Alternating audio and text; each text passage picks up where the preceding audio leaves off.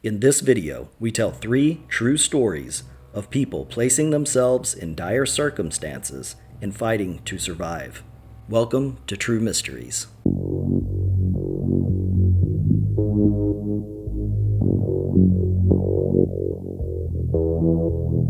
Truman Duncan was a 38-year-old man living in Claiborne, Texas. Truman was married with a daughter and 2 sons. By all accounts, Truman was just a regular guy that worked hard to take care of his family. He worked at Greenbrier Rail Services, repairing and restoring railroad cars. Then, on a sunny day in June 2006, disaster struck. On this day, Truman and a coworker named Christopher Payne were coupling a line of railroad cars. This was a routine task that the men had performed many times before.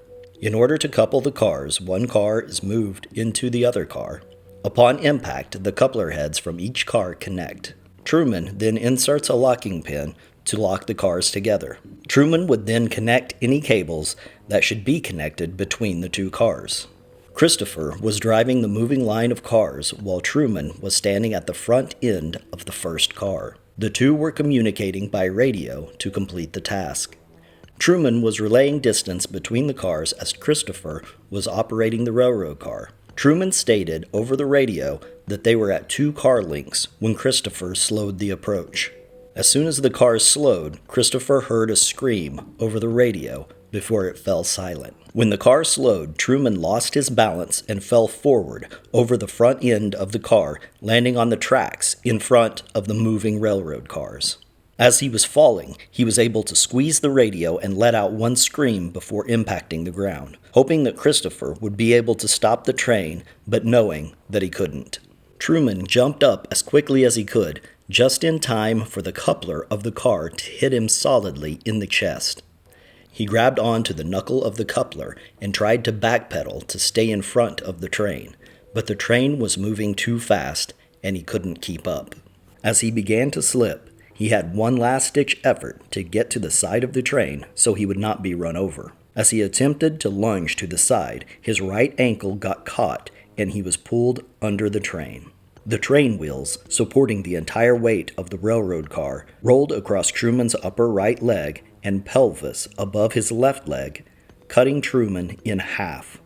Truman clung to the bottom of the railroad car as he was dragged for 75 feet. When the railroad car came to a stop, Truman was left laying on his back next to the tracks, conscious but in shock. He thought of his cell phone and began reaching around beside him and found it, still attached to his belt. He grabbed his cell phone and called 911. "I need 911. Care flight. I think I'm cut in 2. The operator asked if someone had been run over. "It was me. I guess I'm going into shock. Hurry up, ma'am, because I'm about to pass out." Truman remained conscious, trapped under the train. Christopher ran alongside of the train, following a trail of blood under the train until he reached Truman. He saw that Truman was conscious. Christopher called 911, not knowing that Truman had already done so. The first thing he said was that Truman had been cut in half. The 911 dispatcher, talking to Truman, tried to get him to stay on the line and talk him through it. However, Truman wanted to speak to his family before he lost consciousness. Truman called his family and spoke with his eldest son. His son told his father that he loved him and that he was the best dad that he could wish for. Speaking with his family made him extremely upset when he thought that he wouldn't get to see his kids grow up. That's when he closed his phone, set it down, and decided that he was just going to focus on staying alive. He would lay on his back under the train focusing on his children, and when he would feel himself starting to drift out of consciousness, he would reach up, grab the train, and lift himself up, forcing himself awake. When the emergency responders arrived, Truman was trapped under the car. They would either have to lift the car or bring in surgeons to remove him. They called for surgeons and a crane, not knowing the best way to extract Truman. Before the surgeons and the crane arrived, they placed 2 airbags below the train and were able to lift it by 2 inches. This was just enough to release Truman, and they were able to get him out. This process took about an hour. By the time it was complete, helicopter paramedics had arrived. The helicopter took him to Texas Health Hospital in Fort Worth. Truman was rushed to the trauma unit where Dr. David Smith, who knew of the injuries, expected to be pronouncing his death, but Truman was still alive. Dr. Smith said that Truman was torn down to just literally one cell layer of tissue between his abdominal contents, his intestines, and the outside world. But after surveying the injuries, Dr. Smith realized that this injury was survivable. Truman's blood pressure was so low that his body had entered into a preservation mode, and Truman's heart, lungs, liver, and one kidney were intact. Dr. Smith began operating to try and save Truman's life. After falling unconscious under the train, Truman woke up 2 weeks later. He was missing part of his pelvis, a kidney, his entire left leg was gone, and so was most of his right leg. But he was alive and his family was there. Over the course of the next 6 weeks, he underwent 23 surgeries. The doctors suggested that Truman's heart and desire to keep fighting to see his children grow up is what kept him alive. Now he continues to watch his children grow.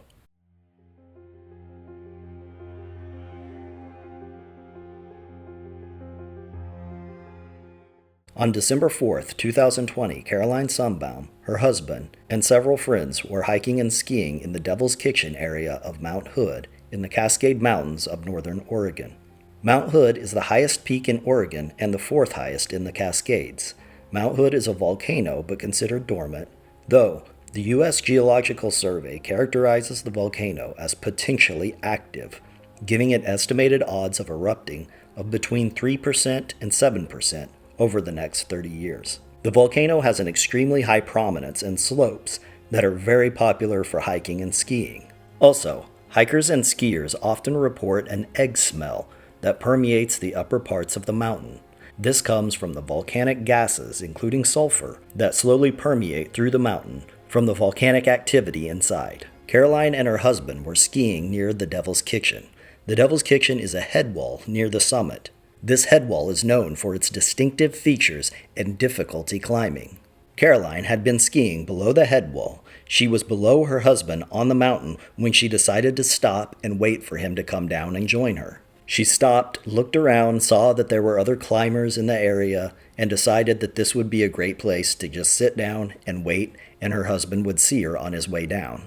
She sat down in the snow just to wait when all of a sudden the snow beneath her gave way. Caroline plunged 15 feet into a fumarole. A fumarole is a volcanic vent where hot gases are emitted from the interior of the volcano. Generally, the gases are mostly vapor from underground water circulating through heated rocks. However, there are also typically gases formed from the magma flows as well.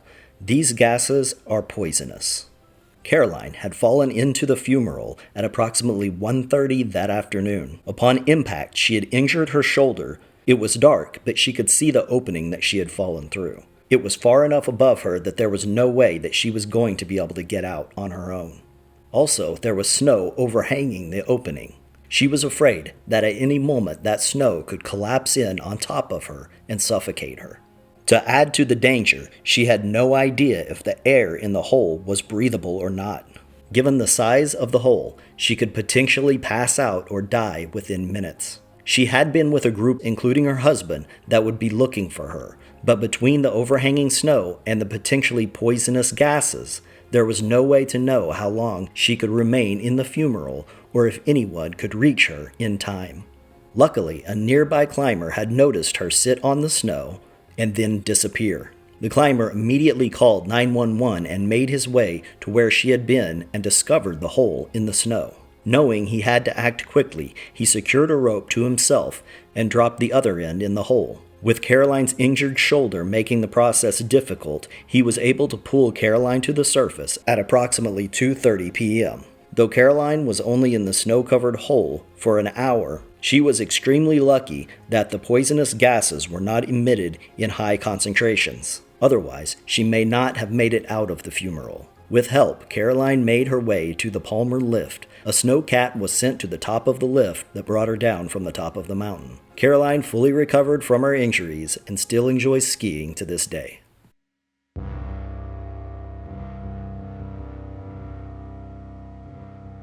In December 2013, James Glanton and his girlfriend, Christina McEntee, took their 2 children and Christina's niece and nephew into Nevada's Seven Troughs mountain range to play in the snow.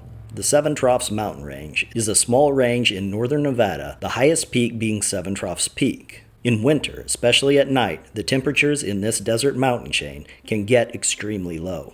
The family drove up into the mountains on back roads. When they got into the mountains, they didn't see anyone else. They had the entire area to themselves. They were in a very remote area when their Jeep hit a patch of ice, lost control, and rolled upside down into a ditch. No one was seriously injured in the accident, but it was late in the afternoon, and they immediately knew that they were going to be there all night. With temperatures dropping fast and 4 children, ages 3 to 10, they knew that they were in trouble, and they had to think quickly. They had winter clothes, plenty of water, and food.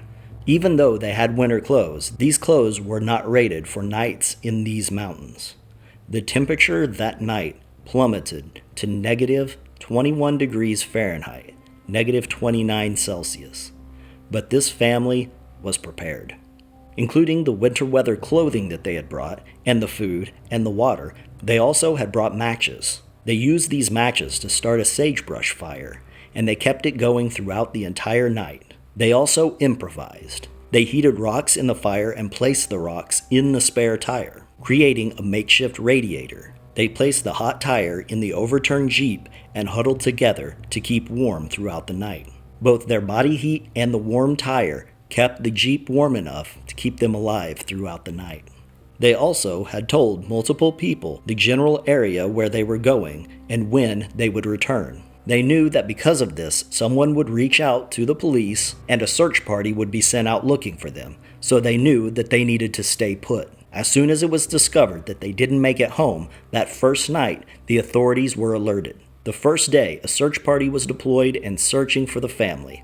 The search party, however, didn't know the exact location, so they did not find the family the first day, leaving them to struggle through another night. The family stuck to their plan. They kept the fire going and heated rocks to keep the Jeep interior warm, and they made it again through a second night. The next day, after 48 hours stranded in sub-zero temperatures, all 6 of the family members, including the 4 children, were rescued with bumps and bruises from the crash, but with no effects from the cold.